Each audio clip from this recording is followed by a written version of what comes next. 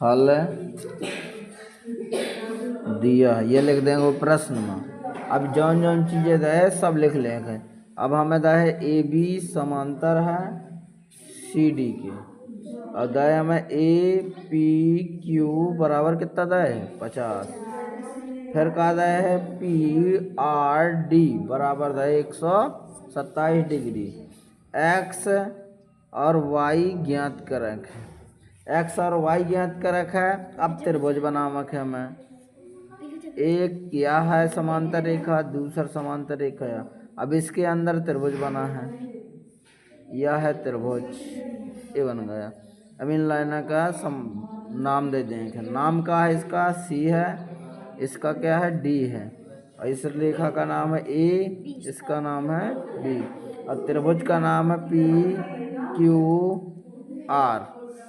हम हमें माप दे है, यह दे है 50 डिग्री, और यह वाली माप हमें एक्स ज्ञात करक है, और यह वाली माप हमें दे 127 डिग्री, और यह वाली माप हमें निकालक है वाई को यह।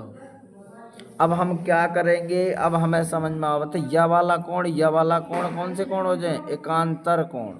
कौन से कोण हुई हैं, एकांतर कोण। हमें लिख दें क्या कि x बराबर है 50 के। क्यों बराबर है, यहाँ लिखेंगे एकांतर कोण, यह होगा बराबर। अब दूसरा यह का मिलेगा कोण।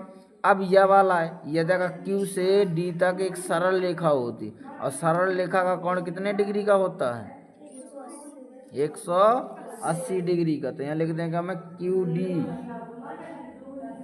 सरल रेखा में। अब क्यू डी सरल रेखा में तो कौन कौन कौन बनाई, क्यू से आर जाई, आर से पी जाई, तो क्यू आर पी, यह आर वाला कौन बनाई, और दूसरा बनाई P R D plus P R D बराबर 180। अब पी आर डी हमें था 127, तो क्यू आर पी प्लस 127 बराबर 180, तो क्यू आर पी बराबर 180। अब यह प्लस से कहे में जाई माइनस में, अब घटा दिया, 10 में से 7 गई 3, 7 में से 2 गई 5, यह निकाला हमारा क्यू आर पी 53 डिग्री। तो यह अंदर वाला कितने डिग्री का मिलेगा, 53 डिग्री का, और यह मिलेगा 50 डिग्री।